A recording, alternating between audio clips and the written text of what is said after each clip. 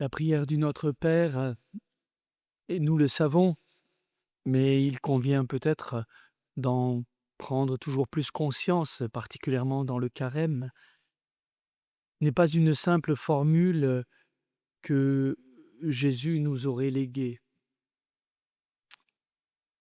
La prière du Notre Père, elle est l'expression d'une rencontre brûlante entre un Fils et un Père, entre le Christ et son Père des cieux. Elle est l'expression d'une rencontre brûlante où nous laissons le Christ vivant prendre ou reprendre la parole en nous. Et en prononçant ces mots de la prière du Notre Père, nous ne faisons pas que répéter un texte que l'on aurait sagement appris par cœur.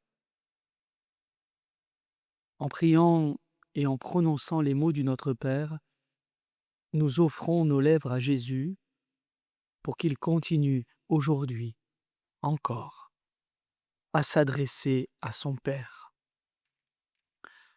Saint Cyprien de Carthage, cet évêque de la belle ville de Carthage au IIIe siècle, nous l'avons entendu ce matin dans l'office de lecture, ce passage de son commentaire sur la prière du Seigneur, avait cette formule magnifique. Il disait ceci, implorer Dieu par ses propres paroles. Nous disons les paroles de Dieu en priant le Notre Père. Proprement, au sens propre du terme. C'est lui adresser une prière qu'il trouve aimable et filiale. C'est faire parvenir à ses oreilles la prière du Christ. Que le Père reconnaisse les paroles de son Fils lorsque nous prions. Celui qui habite au fond de notre cœur, qu'il soit aussi dans notre voix. Quelles formules admirables!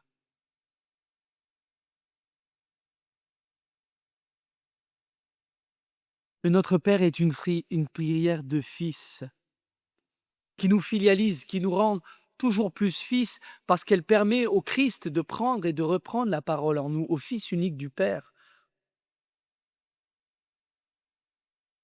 Lorsque nous disons Notre Père, que ton nom soit sanctifié, c'est le Fils unique qui, du plus profond de notre cœur, reconnaît le Père.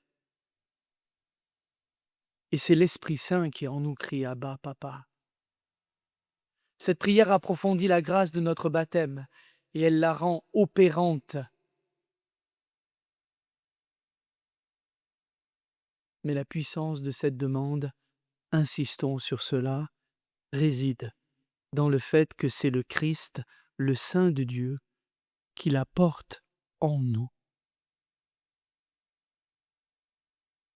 Et cette formule, que ta volonté soit faite, je ne vais pas toutes les reprendre évidemment. C'est laisser Jésus unifier notre volonté vacillante à celle du Père, qui est un dessein de salut pour tous les hommes. C'est laisser la volonté de Jésus vivre en nous et prier et aimer le Père. Car encore une fois, la faculté d'aimer, c'est la volonté, comme l'a défini très très bien saint Augustin. Un véritable fils ne fait qu'un avec son Père, et en laissant le Christ prononcer ces mots en nous, nous ne subirons plus la volonté du Père si nous en avions la tentation comme une contrainte, mais au contraire, nous y adhérerons avec la joie du Fils. La puissance la plus bouleversante sans doute du Notre Père éclate dans la demande de pardon. En disant « remets-nous nos dettes comme nous les avons remises », là aussi nous laissons le Christ sur la croix habiter nos cœurs. Il parle en notre nom, lui qui a assumé toute humanité. Il ne parle pas simplement pour nous, en notre faveur, mais il parle en notre nom. Lui qui est la tête et le corps que nous formons. Qui parle à ce moment-là? C'est le Christ en nous. Remets-nous nos dettes comme nous les avons remises. Et là, ce ne sont plus nos propres forces qui sont convoquées pour pardonner, mais c'est la volonté de pardon qui habite et de miséricorde qui habite le cœur du Fils, qui prie en nous. Et c'est là que le péché se brise. Si nous refusons de pardonner, nous étouffons la voix du Christ en nous. Nous étouffons la voix du Christ en nous. Saint Cyprien disait, puisqu'il est auprès du Père, l'avocat qui intercède pour nos péchés, lorsque les pécheurs que nous sommes demandent pardon pour leurs fautes, prononçons les paroles de notre avocat. Il a dit, tout ce que vous demanderez au Père, en mon nom, il vous l'accordera.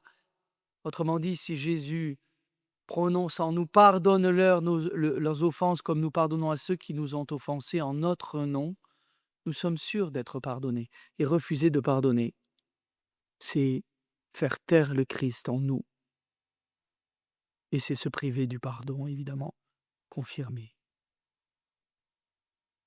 Alors Seigneur Esprit Saint, descends sur nous, toi qui es la présence continuée du Christ en nos cœurs. Reprends les mots mêmes de Jésus et fais-les résonner au plus intime de notre être. Transforme-nous en fils et filles à l'image du premier-né, que par notre voix, ce soit lui qui sanctifie le nom du Père, et que sa voix devienne en nous parole faite chair, à travers nos paroles, mais aussi nos actes, afin que sa volonté de salut puisse s'accomplir aujourd'hui encore pour le monde. Amen.